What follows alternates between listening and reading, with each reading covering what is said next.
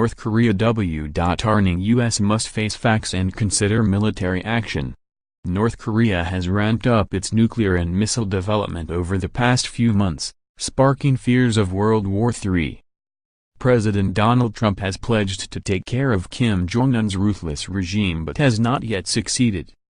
Professor and former speechwriter Patrick Greenfield said the U.S. must exhaust all diplomatic options before sparking a war on the hermit nation. Appearing on Fox News, Mr. Granfield said, "I think in order to have diplomacy work you do need to have a credible threat of force.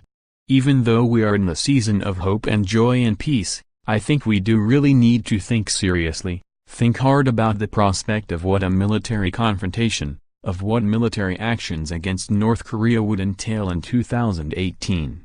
And this is difficult because ever since North Korea got a nuclear capability back in 2006 in the Bush administration, there's really been a lack of clarity about what the options are and about what we have to do. This is a year where we have to face the facts, we have to face the truth. And what that will require is for us to exhaust all diplomatic options available." Mr. Greenfield said it is encouraging that Rex Tillerson and Secretary of Defense Jim Mattis are ratcheting up the diplomatic pressure on North Korea. In an effort to stop the rogue nation, the United Nations Security Council imposed tough new sanctions on North Korea after its continued missile testing. The resolution seeks to ban nearly 90% of refined petroleum product exports to North Korea. Following the UN vote, Donald Trump wrote on Twitter, "The United Nations Security Council just voted 15-0 in favor of additional sanctions on North Korea. The world wants peace, not death."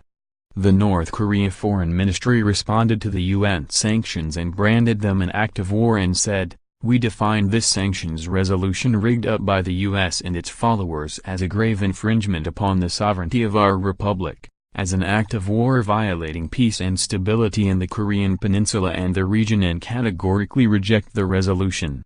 North Korea's nuclear weapons are a self-defensive deterrence not in contradiction of international law.